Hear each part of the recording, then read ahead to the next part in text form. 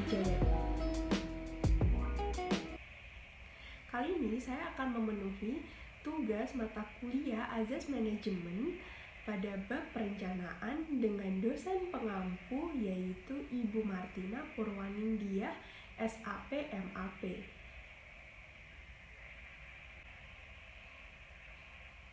Nah, di sini saya akan sedikit berbagi cerita tentang proses perencanaan saya bisa lolos seleksi masuk perguruan tinggi Universitas Brawijaya pada tahun 2021 dengan seleksi jalur mandiri. Nah, ketika saya menyusun proses perencanaan ini, saya menerapkan elemen 5W dan 1H dengan metode SMART.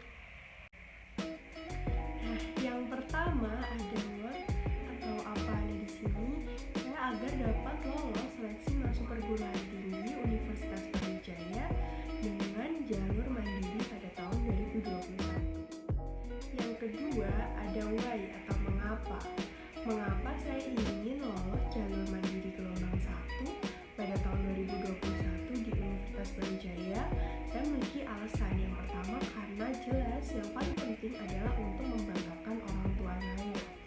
Yang kedua tentang prospek kerja yang begitu beragam dan luas yang nantinya saya akan gunakan setelah lulus dari Universitas Brawijaya ini.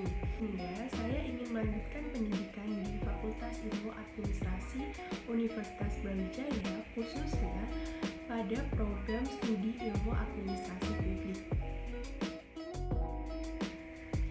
Yang ketiga ada when atau kapan. Saya melakukan perencanaan ini mulai dari bulan Desember 2020 hingga Juni 2021.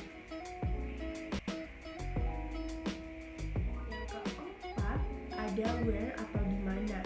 Di mana saya melakukan perencanaan ini? Saya melakukan perencanaan ini di Kediri, lingkungan sekolah, lingkungan keluarga, dan tempat tinggal saya.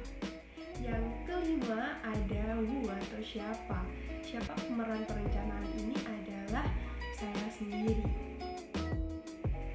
Yang keenam ada how, yang artinya bagaimana. Bagaimana saya mewujudkan perencanaan hingga dapat berjalan sesuai dengan tujuan saya, yaitu dengan cara menyusun rencana belajar dengan seperti latihan belajar dengan evaluasi.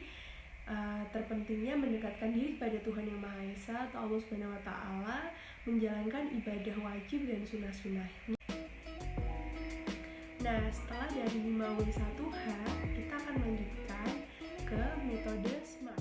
Yang pertama ada spesifik, yaitu dengan mengikuti seleksi perguruan tinggi merupakan suatu rencana yang didasarkan pada ruang lingkup tujuan yang sangat jelas. Yang kedua ada measurable, yang artinya mengukur tingkat keberhasilan. Nah, di sini saya akan mencari informasi sebanyak-banyaknya tentang keketatan atau passing rate pada tahun 2020.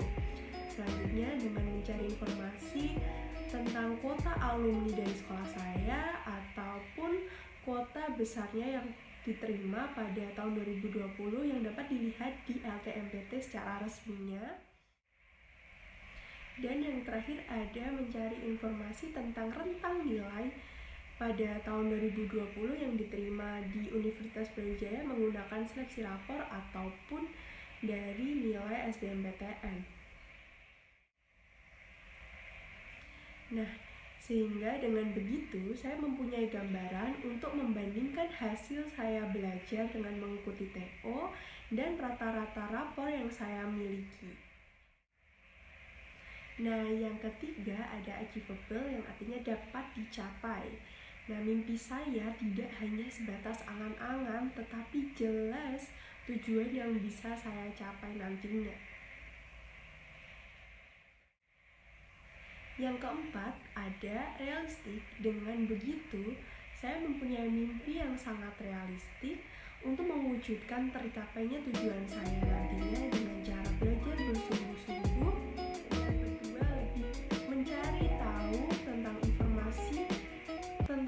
Rentang nilai rapor dan SBMPTN untuk seleksi di perguruan tinggi Universitas Brawijaya Dan yang ketiga, tetap lebih mendekatkan diri kepada Sang Pencipta Allah Subhanahu wa Ta'ala. Namun, jika saya tidak bersungguh-sungguh dalam perencanaan yang saya terapkan, maka saya akan kehilangan mimpi saya dan tidak dapat mencapainya. Nah, yang kelima ada time atau waktu. Nah, jadi rentang waktu yang saya punya sangat jelas, yaitu mulai Desember 2020 hingga Juni 2021.